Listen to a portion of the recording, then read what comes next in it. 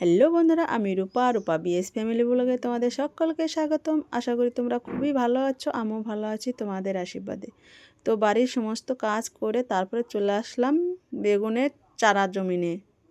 তো এখানে বেগুনের চারা ফেলানো হয়েছে, সেখানে আমি জল দিচ্ছি। দেখো, আর মুরগিগুলো এসে কি বিরক্ত করছে, বারবার চলে আসছে মুরগিগুলো। আমি তাড়িয়ে দিচ্ছি, তাও মুরগির বাচ্চাগুলো চলে আসে।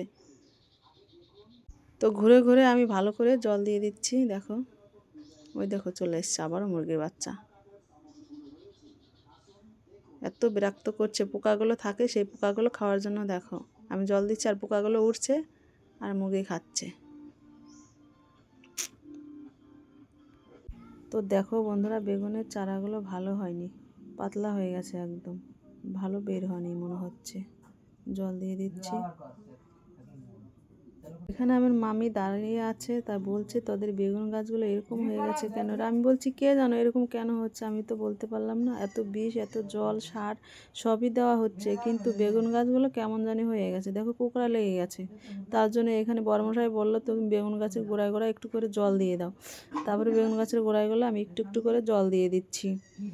দেখো এত যত্নর পর তারপরও দেখো কেমন যেন হয়ে গেছে। এই বেগুনের চারাগুলো মাঠে লাগানো হয়েছে, সেখানে কি সুন্দর বেগুন গাছগুলো হয়েছে, একই বেগুনের চারা। কিন্তু এখানে যে এরকম কেন হলো বেগুন গাছগুলো জানি না, কিন্তু মাটিরই দোষ নাকি সেটা আমি বলতে পারলাম না। মনে হচ্ছে মাটিরই দোষ, না হলে মাঠে লাগানো হয়েছে ওগুলো সুন্দর হয়েছে, আর এখানে কেন এরকম হয়েছে। দেখো তো বেগুন গাছগুলোর অবস্থা।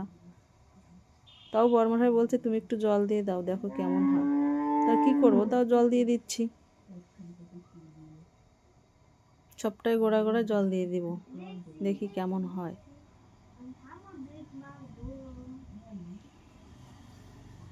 বাড়ির সাইডে একটু জায়গা ছিল, সেই জায়গায় দেখো সব ওইখানটাই বেগুন লাগানো হয়েছে, মানে রাস্তার পাশে জায়গাটা।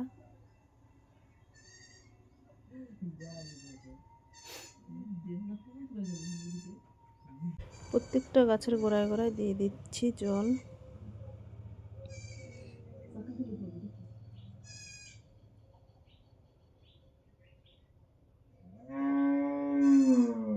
তারপর ওইদিকে চলে যাবো, ওইদিকে দুটো টমাটোর গাছ আছে, ওইখানে টমাটোর গাছের গোড়াতে একটু জল দিয়ে দেবো।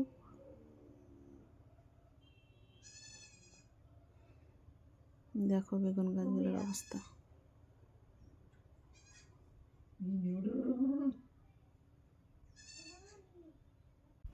বেগুন গাছে দুটো বেগুন হয়েছে, সেই বেগুন দুটো দেখো, মুরগির বাচ্চাগুলো দেখো কি সুন্দর লাগছে মুরগির বাচ্চাগুলো। আর আমি তাড়িয়ে দিচ্ছি। দেখো তো বেগুন গাছে দুটো বেগুন হয়েছে, ওখান থেকে আমি দুটো ছিঁড়ে নেব। এই একটা ছিঁড়ে নিলাম। দেখো বেগুনগুলো বড় বড়, আরও বড় হবে বেগুনগুলো, তাও আমি ছিঁড়ে নিচ্ছি বেগুনগুলো। দুটো নিব, বেশি নিব না, দু একটা করে হলো কেবল। এই দেখো দুটো নিয়ে নিলাম।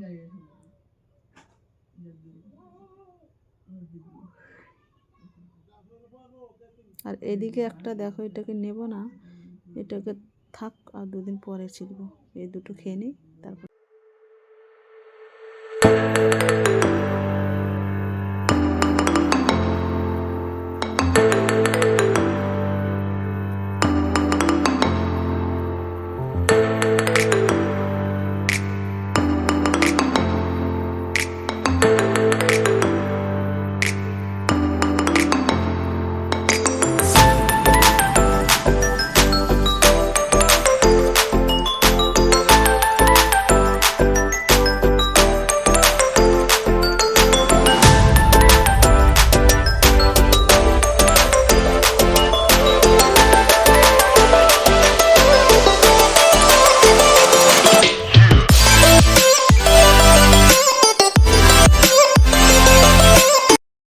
তো বন্ধুরা, ভিডিওটা ভালো লাগলে লাইক কমেন্ট শেয়ার করে দিও, আর সবাই ভালো থেকো, সুস্থ থেকো। টাটা, এখানেই রাখছি ভিডিওটা।